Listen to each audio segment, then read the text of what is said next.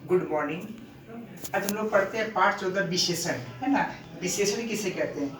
संज्ञा और सर्वनाम, है ना। संज्ञा और सर्वनाम शब्दों की विशेषता बताने वाले शब्द को क्या कहते हैं? विशेषण कहते हैं। जिस शब्द से संज्ञा और सर्वनाम की विशेषता बताते हैं उसे क्या कहते हैं? विशेषण कहते हैं। और विशेष से क्या हो जाएगा? जो शब्द जो संज्ञा और सर्वनाम शब्दों की विशेषता बताते हैं उसे क्या कहते हैं? उसे विशेष से कहते हैं, है ना। जैसे मान लीजिए यहाँ पर विशेष से यहाँ पर हो जाएगा विशेषण, विशेषण, और ये क्या हो जाएगा? विशेष से, ये हो जाएगा विशेष, ठीक है। अब जैसे देखिए विशेषण क्या हो जाएगा? जैसे जैसे सुंदर फूल, है ना, ये हो जाएगा सुंदर, और ये हो जाएगा फूल, ये हो जाएगा फूल, सुंदर फूल, ठीक है। ये विशेष से हो गया, ये फूल हो गया, और इसको जो विशेषता बताता है वो क्या हो जाएगा? सुंदर। फूल कैसा? सुंदर, यह फूल सुंदर है, ठीक है। इस तरह से ये हो जाएगा, ठीक है। जो संज्ञा और सर्वनाम की विशेषता बताता है उसे क्या कहते हैं? उसे विशेषण। अब देखिए विशेषण के कितने भेद होते हैं? विशेषण के 4 भेद होते हैं। विशेषण के 4 भेद। इसमें क्या होता है? गुणवाचक, गुणवाचक विशेषण, गुणवाचक विशेषण। दूसरा है संख्यावाचक विशेषण, संख्यावाचक विशेषण, संख्यावाचक विशेषण। तीसरा है परिमाणवाचक विशेषण, परिमाणवाचक विशेषण, परिमाणवाचक विशेषण। अच्छा, पांचवा है संकेतवाचक विशेषण, संकेतवाचक विशेषण, संकेतवाचक विशेषण, ठीक है। अब देखिए इसमें क्या है? विशेषण के कितने भेद होते हैं? विशेषण के 4 भेद होते हैं। गुणवाचक विशेषण, संख्यावाचक विशेषण, परिमाणवाचक विशेषण और संकेतवाचक विशेषण। अब देखिए गुणवाचक विशेषण किसे कहते हैं?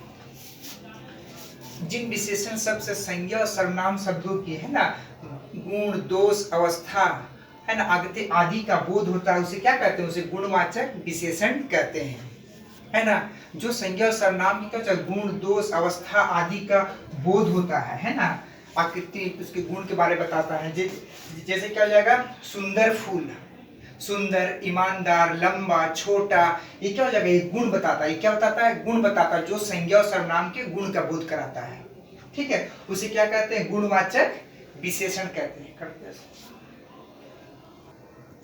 अच्छा, अब दूसरा क्या होता है? संख्यावाचक विशेषण, है ना। जो शब्द, है ना, संज्ञा और सर्वनाम के संख्या का बोध कराते हैं, है ना, जो विशेषण शब्द क्या हो जाएगा? संज्ञा और सर्वनाम शब्दों क्या हो जाएगा? संख्या का बोध कराते हैं, उसे क्या कहते हैं? उसे कहते हैं संख्यावाचक विशेषण। संख्यावाचक, जिसको हम लोग गिनते हैं 2, 4, 5, है ना, इस तरह से क्या हो जाएगा? संख्यावाचक विशेषण। अब देखिए संख्यावाचक विशेषण में कितने भेद होते हैं? 2 भेद होते हैं। एक होते हैं निश्चित और एक होता है अनिश्चित, है ना। निश्चित, अब देखिए निश्चित संख्यावाचक विशेषण किसे कहते हैं? है ना, जो शब्द संज्ञा और सर्वनाम की कहते हैं निश्चित, है ना, निश्चित व्यक्ति या वस्तु का बोध कराता है, निश्चित संख्या का बोध कराता है, उसे क्या कहते हैं? निश्चित संख्यावाचक विशेषण कहते हैं, है ना। जैसे मेरे पास 2 कलमें हैं, तो क्या हो जाएगा? 2 कलम, है ना, जो निश्चित का बोध कराता है उसे क्या कहते हैं? निश्चित संख्यावाचक विशेषण कहते हैं। और क्या होता है? एक अनिश्चित, है ना, जो शब्द किसी, है ना, निश्चित व्यक्ति या वस्तु का बोध नहीं कराता है उसे क्या कहते हैं? निश्चित व्यक्ति या वस्तु के, है ना, संख्या का बोध नहीं कराता उसे क्या कहते हैं? अनिश्चित संख्यावाचक विशेषण कहते हैं, ठीक है।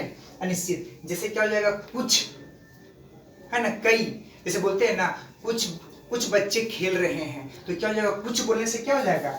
ये हो जाएगा अनिश्चित, है ना, अनिश्चित संख्यावाचक विशेषण हो जाता है, अनिश्चयवाचक संख्या विशेषण। और क्या हो जाएगा? बोलते हैं ना, जैसे मैंने क्या, जैसे 5 लड़के खेल रहे हैं, तो क्या हो जाएगा? वो निश्चित हो जाएगा, वो क्या हो जाएगा? निश्चित संख्यावाचक, उसे क्या होता है? निश्चित संख्यावाचक विशेषण कहते हैं, ठीक है। ठीक है। अब देखिए, अब तीसरा में क्या? परिमाणवाचक विशेषण। परिमाण का मतलब क्या होता है? नाप तौल, ठीक है। जिन शब्दों से किसी वस्तु के, है ना, माप तौल का बोध होता है उसे क्या कहते हैं? परिमाणवाचक विशेषण कहते हैं। परिमाणवाचक, नाप, है ना, परिमाणवाचक जो नाप तौल का बोध होता है, जैसे बोलते हैं ना 4 किलो, है ना, 4 किलो, 5 किलो, है ना, 1 दर्जन, ये सब क्या होता है, जो निश्चित मात्रा जो तोल के देते हैं, ठीक है। इसके भी दो भेद होते हैं परिमाणवाचक के, एक होता है निश्चित, है ना, एक होता है निश्चित परिमाणवाचक विशेषण और दूसरा होता है अनिश्चित परिमाणवाचक विशेषण। अब देखिए निश्चित परिमाणवाचक विशेषण किसे कहते हैं, है ना, जिन शब्दों से किसी निश्चित, है ना, वस्तु का, है ना, परिमाण में माप तोल का बोध होता है, उसे क्या कहते हैं, निश्चित परिमाणवाचक विशेषण कहते हैं। जो हम लोग निश्चित, जैसे बोलते हैं ना, दुकानदार के पास जाते हैं, बोलते हैं मुझे 4 किलो चावल दीजिए, तो वो क्या करता है, वो तौल कर देता है 4 किलो, वो क्या हो जाएगा, निश्चित परिमाणवाचक होता है, क्योंकि वो तौल के देता है ना। अब निश्चित क्या हो जाएगा, जिसमें क्या होता है, जिन विशेषणों से क्या होता है, किसी वस्तु के, है ना, निश्चित मतलब क्या होता है, माप तौल का बोध नहीं होता है, उसे क्या कहते हैं, अनिश्चित परिमाणवाचक विशेषण कहते हैं। जैसे हम दुकानदार पर फिर जाते हैं, बोलते हैं क्या मुझे कुछ चावल दीजिए, कुछ मतलब कितना देगा, वो मुट्ठी से उठाकर कुछ दे देगा, तो उसका कोई नाप तौल नहीं होता, इसीलिए क्या हो जाएगा, वो निश्चित, है ना। जैसे बोलते हैं ना, जैसे बोलते हैं ना, मुझे क्या 1 दर्जन केला दीजिए, 1 दर्जन केले लोग लेते हैं, तो क्या होता है, 1 दर्जन केले में वो क्या होता है, गिन के देता है, ठीक है। इस तरह से, जैसे मुझे 2 किलो गेहूं दीजिए, 2 किलो गेहूं क्या होता है, 10 किलो गेहूं दीजिए, तो 10 किलो तौल के देता है, वो निश्चित में चले जाएगा, निश्चित परिमाणवाचक, है ना, तौल के वो देगा।